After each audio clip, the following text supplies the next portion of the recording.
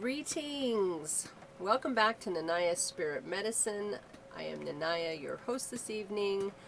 This is episode 7, The Nervous System Never Lies. Tonight we're going to be talking about trauma, safety, and why we self-sabotage.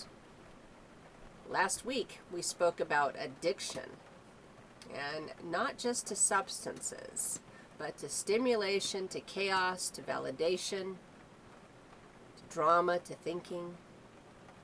And I spoke about how the mind can become a prison when we live entirely in our heads, chasing relief instead of presence. But tonight we're going to go a little bit deeper, because addiction is not the root of the problem. The nervous system is. And the nervous system never lies. So let's come together, please, in this space with a slowed and controlled breath. We're going to take that breath in through the nose and back out the nose, and we're going to hold it at the apex of the lungs for a count of 4. And if you're a feminine divine energy, please place your left hand over your right, over the center of your heart. If you're masculine, flip it around. Close your eyes and stay with me. Breathe in through the nose. Hold at the apex, drop your shoulders, and suspend that breath for a count of 4. Then release that breath until your lungs empty and your stomach tightens. Okay? Let's begin.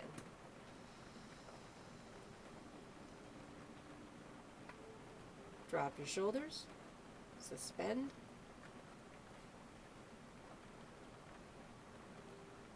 Release.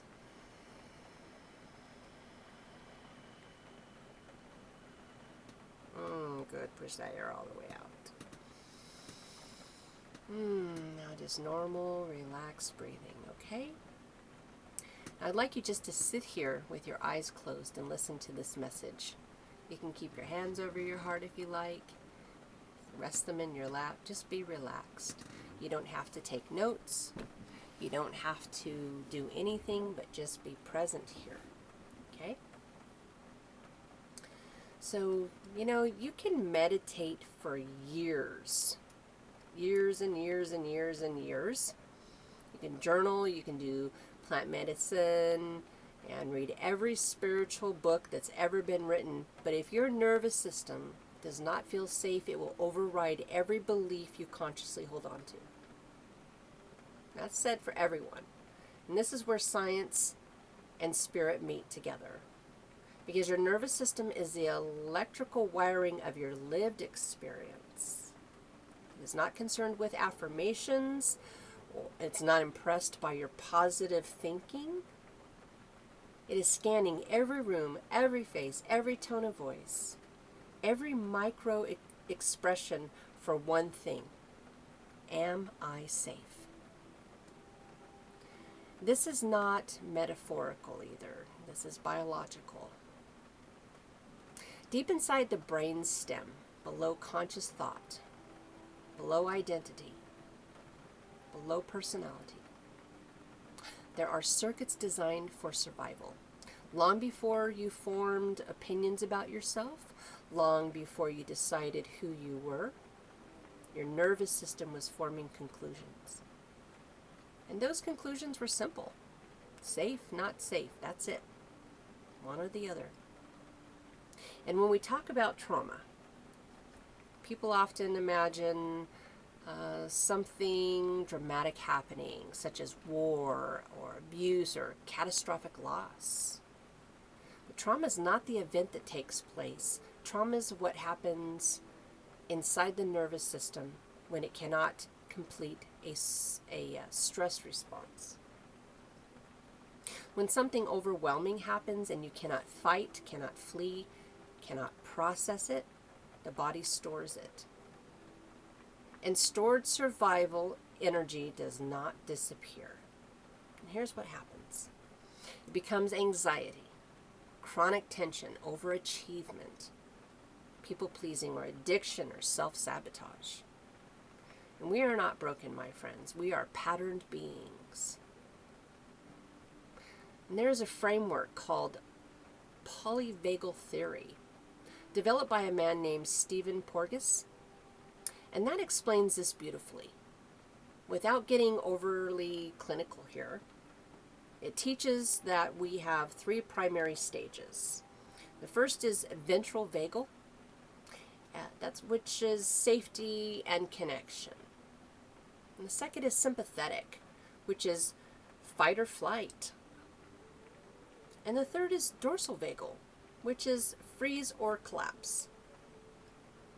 So when you feel grounded, creative, and connected, able to make eye contact and speak clearly, that is ventral vagal. That is safety. And when you feel anxious or restless, driven, reactive, or irritated, unable to sit still, that is sympathetic activation. Your body believes something is wrong. And when you feel numb, exhausted, depressed, or disassociated, that is dorsal shutdown. Your system has pulled the emergency brake, per se. Sometimes quite quickly. Now here is where it becomes deeply important. Most people are not living in space within themselves of safety. They are oscillating between fight, flight, and freeze, and then they judge themselves for it. They may say, why do I keep sabotaging myself? But what if it's not sabotage at all? What if your nervous system is simply returning you to what is familiar? If chaos was your baseline growing up, peace will feel dangerous. If criticism was normal, kindness will feel suspicious. And if love was inconsistent, stability will feel boring. I have experienced that myself in my life. So your nervous system is not trying to make you miserable. It's trying to keep you alive according to the map it formed in childhood. You were taught these things.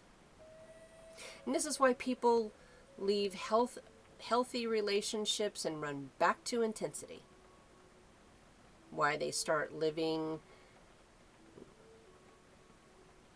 thriving, and suddenly implode their own progress.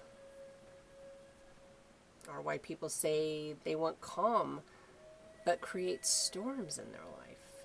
Because calm is unfamiliar for so many. And the nervous system prefers familiar over functional. Let that sit in for a moment. Just think about what I just said. Calm is unfamiliar, and the nervous system prefers familiar over function. Addiction then becomes an attempt at regulation in the body. Alcohol regulates anxiety. Scrolling on your phone regulates loneliness. Overworking regulates worthlessness. Drama regulates numbness. And sugar regulates depletion. Yeah. These are not moral failures. They are nervous system strategies. Even with the dopamine conversation I shared with you last week, which researchers like Anna Lemke explore in Dopamine Nation, which is a really good read, this connects here.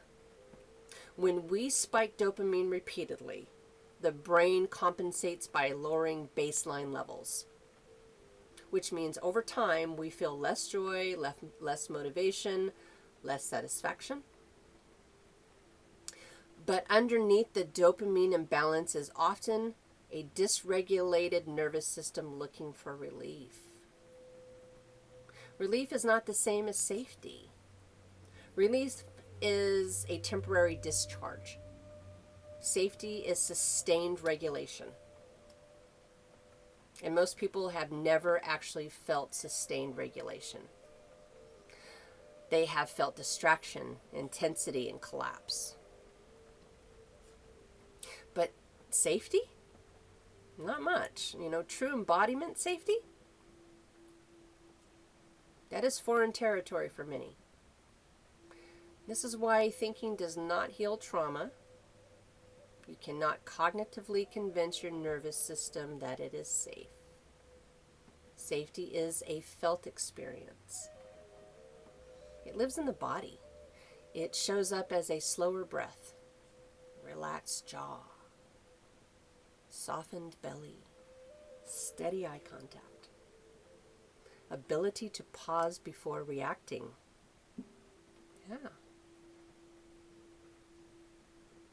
So let's take a slow, controlled breath here together to come back into our body and be present with the energy again. In through the nose and out through the nose. Hold it for a count of 4 and keep your shoulders dropped. Ready? Let's begin.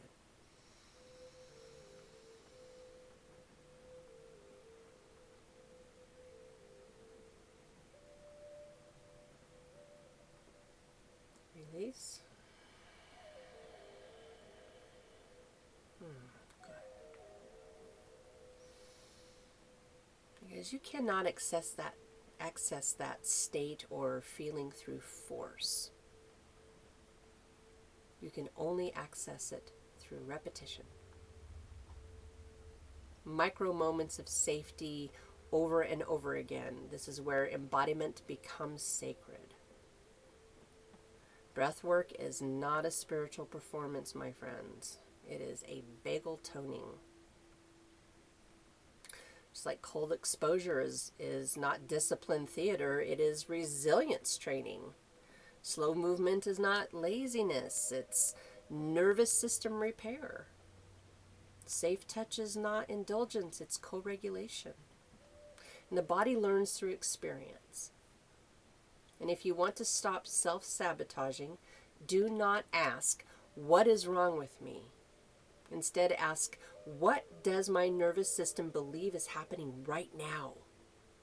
And wait for that answer.